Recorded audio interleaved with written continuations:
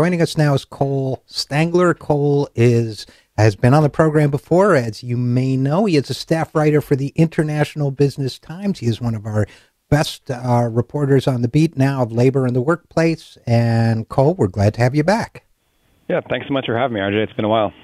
Yep, it has, and you've been doing some good reporting. I want to catch up on a couple things with you on the labor and workplace front. And let's start with this. According to America's largest union organization, the AFLCIO, they've put out a report, which you covered, suggesting that the Trans-Pacific Partnership, the new treaty being promoted by President Obama, and many Republicans, some Democrats, that the Trans-Pacific Partnership will not deliver on its promise to advance U.S. interests against China. Tell us a little bit about that, if you would.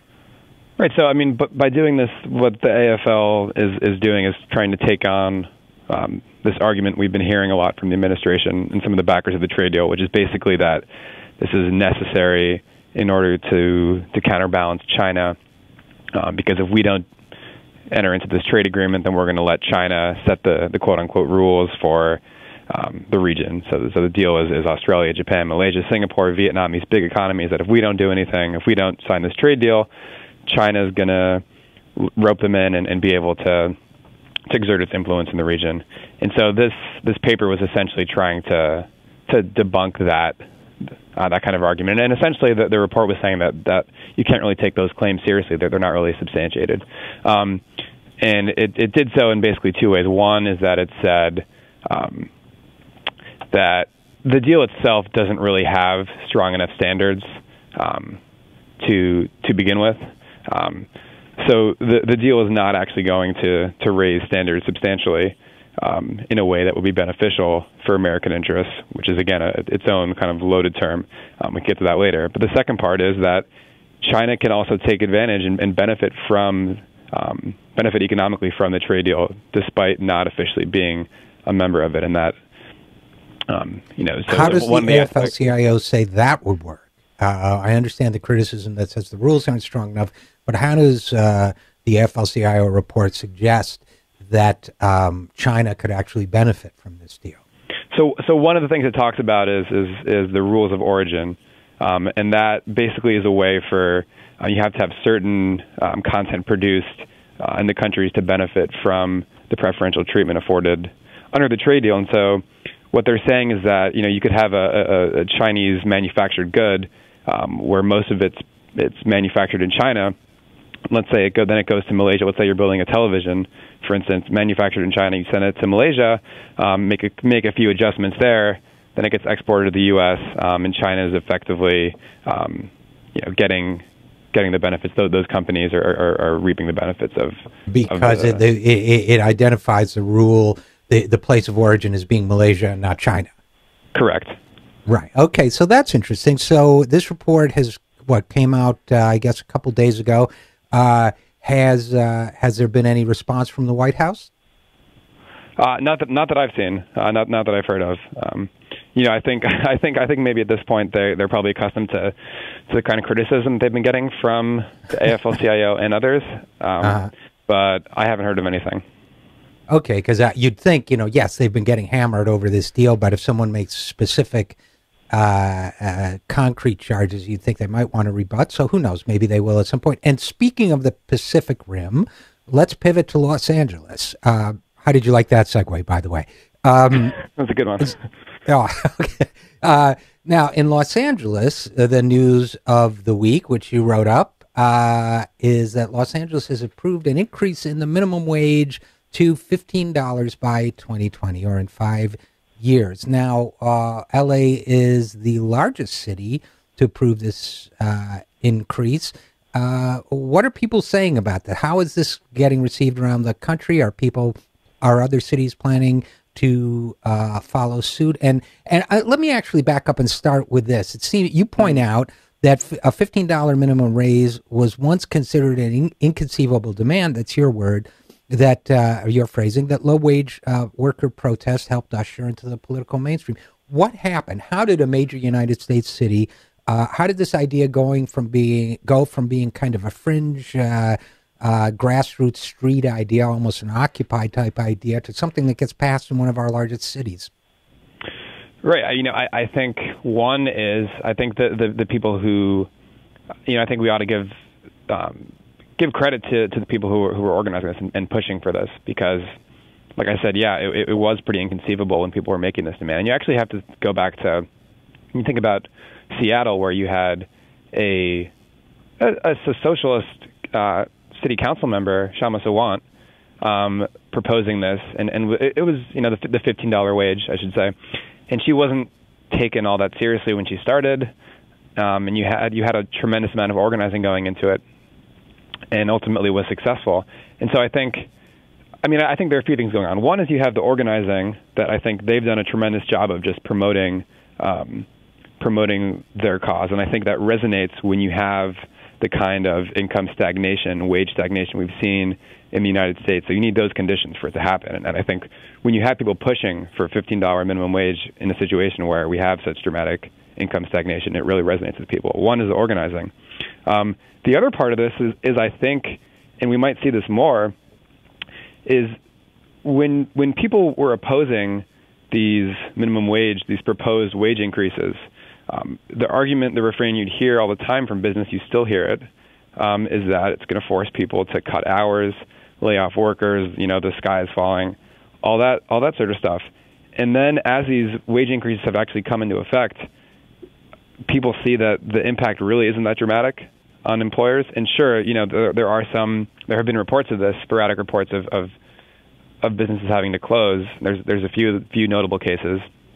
Small business in San Francisco, a bookstore, and people like to point to those. But overall, in these cities that have done these wage increases, you're really the sky isn't falling, and you're not seeing the kind of horrendous impacts that are being predicted by those in the business community and their lobbyists. So lawmakers at the city level, maybe they're responding, number one, to the grassroots organizing, and maybe they're looking at the evidence and it's suggesting to them that this would be politically popular and not the economic catastrophe they've been told it would be. I guess that makes sense to me as an interpretation, and it's certainly, it's interesting that first of all, Fight for 15 has a kind of, I might give, this may sound silly, but I would give a fair amount of credit to just the catchiness of the phrase, the fact that Fight for 15 kind of resonates. It's got that internal, whatever you call it, where the same vowel the same consonant appears twice. It just resonates.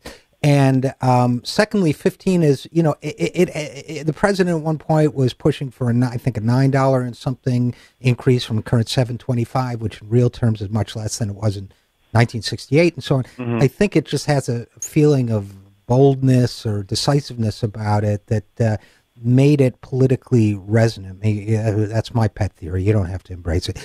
No, I think that's part of it too. And again, the other part, which you were mentioning before, is that I do think this actually will have an impact on ongoing debates. And the biggest one, obviously, being in New York, where New York City has notably lagged behind some of these other cities, progressive-minded cities also that have raised wages, because New York City is dependent on Albany, the state of New York, to allow it to move ahead, because right now cities and municipalities in New York State can't raise the wage on their own, so they need action from the state. And so I think it's conceivable that this move in Los Angeles will maybe put some more pressure on lawmakers in Albany to right, because I don't believe, if I recall correctly, but correct me if I'm wrong, I do not believe that Governor Andrew Cuomo has been an ally of Mayor Bill de Blasio of New York on this issue. I think, in fact, he's resisted him, but I could be wrong. That's my recollection. It's a little complicated. So de Blasio has proposed basically a higher minimum wage than the one Cuomo has proposed, but Cuomo does officially have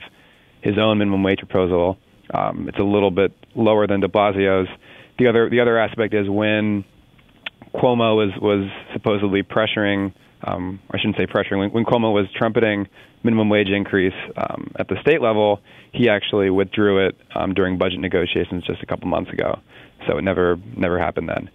So I mean, you could have a debate about how serious or sincere Cuomo's push was before. But he is officially backing a wage increase. But not to 15. Not to 15, no. Okay, well, that's the wage increase story, which to me is very interesting, and thanks for bringing us up to date on it. But last thing I wanted to discuss with you, I mean, I guess, is another piece you did that might suggest that, well, does it really matter in the end, or will robots and algorithms and software permanently replace humans in the labor force, and are we all going to be out of work for better or worse? Well, what do you think? You quote our friend J.P. Wright on that. Railroads are pushing for single-member crews, and then the rest is supposed to be software that automates the process, which to me is like, one of those dystopian, moody science fiction movies where there's just one guy in a spaceship, But I guess my question for you is: are we really looking? This is, we've had Dean Baker on, the economist. He's convinced that won't happen. We've had John Nichols on, other people on who are convinced it will happen. What does your investigation of this issue tell you? Well, like you said, this is a topic that's getting more traction these days, and it's coming. A lot of the enthusiasm or hype for this idea that robots are going to be replacing the blue-collar workers and algorithms will be replacing white-collar workers comes from the kind of Silicon Valley types. And I spoke to somebody who said that, he doesn't see any role for human beings in the future. He told me that I'm going to be replaced as a writer as well, and in the next 5 to 15 years. And so this is something that is getting a lot of hype in some circles. But I do think, you have to kind of step back a little bit. And I spoke with Richard Wolff, the economics professor, who was essentially telling me that, this is actually a common theme if you go back through the history of capitalism, of people talking about how, and probably before capitalism as well, but people talking about how automation is going to replace workers, and not only temporarily but for good. And I just don't think historically, I think historically that hasn't happened. Just so you have that, just the history on its side. But I think there are two pretty compelling reasons why that probably won't be the case. That is, people will be replaced. One is that there are, and this is what Richard Wolff was arguing, was that one, you have economic incentives to not fully replace workers, because if you get rid of everybody, then who's going to be buying the products that you're replacing? Or who's going to be buying the products that the robots are now building, the algorithms are building? So you're removing consumers. The second part of this, and this when it starts to kind of it starts to drift off into more kind of science fiction territory, is just on a political level. What are you going to do with all those people that you've displaced? Is that going to make sense for governments to sit by and let new technologies come and displace millions and millions of workers who are then, as frustrated at the government as they are at the robots? So it gets, you can kind of take this out to the extreme, but I think it really does. I think it's a compelling argument. So it is a compelling argument. Although one of the things that occurs to me is that to mention to our producer, Peter James Callahan, who is listening, who, by the way, reminds me that the word I was looking for is alliteration earlier, fight for 15. But we got to get Richard Wolff on, because I'm not sure I 100% agree. Because you'd think the same logic would have been applied to the financialization of the economy, and to offshoring, but it wasn't applied to either of those things. So I'm not sure. But here's what I think, and I want your thoughts on it, Cole Stangler. I think a lot of people in the debate about what to do about unemployed workers today like to point to the possible automation of their job tomorrow, whether or not it happens, in order to not do something today. Well, I'm sorry. What's the argument that you're? The argument, in other words, when we say when those of us who are not just journalists but advocates say, well, we should be doing more with infrastructure or whatever to create jobs, they say, well, robots are going to come and take the jobs anyway. So the one thing I'm clear on is that I hear the argument deployed a lot, that something is going to happen tomorrow, and it's a reason to not do something about jobs today. Mm-hmm. You know, actually, in fact, I just got a report today saying using precisely that logic for why the TPP isn't going to matter, for why TPP won't really impact that many jobs, because, you know, again, these jobs in steel, auto industry are supposedly going to be automated anyways. Yeah, I understand that argument. It's probably, you know, people deploy that for political means, and I think that makes sense for them serving their own interests. But I think they're actually, the interesting thing about this debate is you can really take it in a kind of progressive direction as well, if you really embrace automation. Of course, there are other things that would have to change as well, but one of the things that a guy who's really promoting this theory that in his book Rise of the Robots, this guy Martin Ford, right. he says that you know, this is precisely the reason why we need to have